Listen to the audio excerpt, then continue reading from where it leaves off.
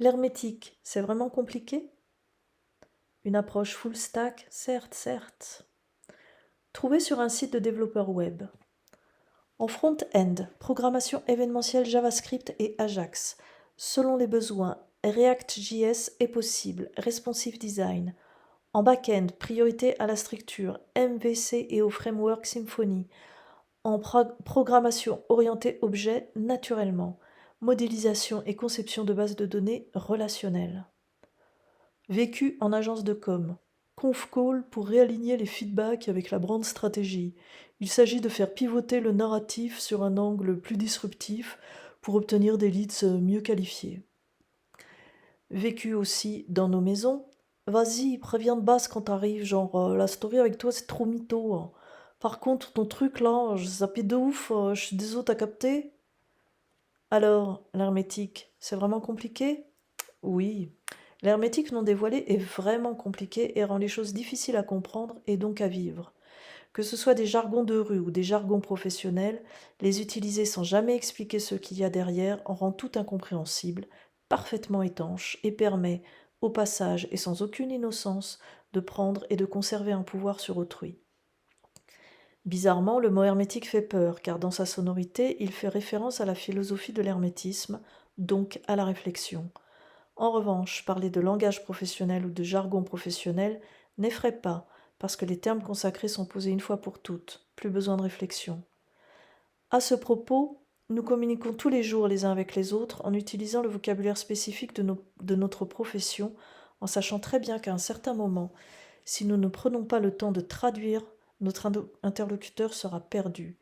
Il n'aura plus qu'à nous faire confiance et à signer. Voir à ce propos le sketch des inconnus sur le langage hermétique, lien dans la description. Le langage des oiseaux permet de dévoiler l'hermétique. Alors comment faire si nous avons envie de communiquer avec autrui dans un vrai partage, sans abuser du pouvoir des mots? Comment faire si nous avons envie de vivre dans la compréhension de notre parcours sans rester enfermés dans nos mots, car ces mots dans lesquels nous faisons inévitablement, et cela n'a rien de négatif en soi, vivre les éléments de notre quotidien? Comment nous servir des mots sans nous cloisonner dans des définitions qui deviennent rapidement des concepts imposés? Il n'existe pas de solution miracle, mais une formidable méthode qui nous permet de traduire les mots du langage courant pour en saisir le sens caché, hermétique si vous préférez. Cette méthode, le langage des oiseaux, dont je parle déjà dans l'article Qu'est-ce que le langage des oiseaux, est accessible à tous. Cependant, et c'est là le cœur de cet article, les conditions nécessaires pour saisir le langage des oiseaux sont de le prendre au sérieux. Il va plus loin que de simples jeux de mots, puis d'accepter de prendre le temps de s'y consacrer et enfin de décider de se mettre à réfléchir.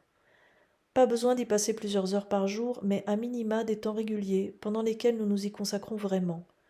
Au début, cela peut sembler un peu complexe. Puis comme tout est logique dans cet enseignement, tout s'ouvre naturellement, y compris les mots, et par extension, notre vie.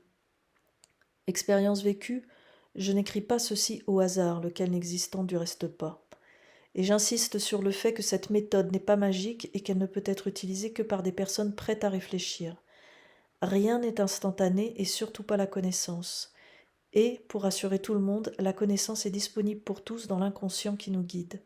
En bref, et encore une fois, le langage des oiseaux est accessible à tous. Le langage des oiseaux ouvre à une vision plus large de l'existence. Donc, c'est en nous pensant en... Donc, c'est en nous penchant sur la vraie signification des mots, à partir de leurs lettres, de leur nombre, qu'au fur et à mesure, nous pénétrons l'hermétique et nous comprenons les processus de création du vivant. C'est comme tout, se poser sur un sujet permet de le comprendre.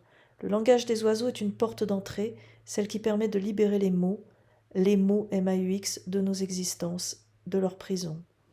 Nous ne pouvons pas aller vite dans cet apprentissage, car notre conscience a besoin de respecter un rythme d'intégration des données, un peu comme un ordinateur.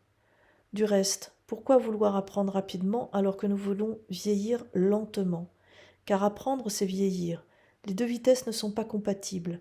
La sagesse arrive avec les années de réflexion intérieure, et cette même sagesse apparaît au fil des apprentissages.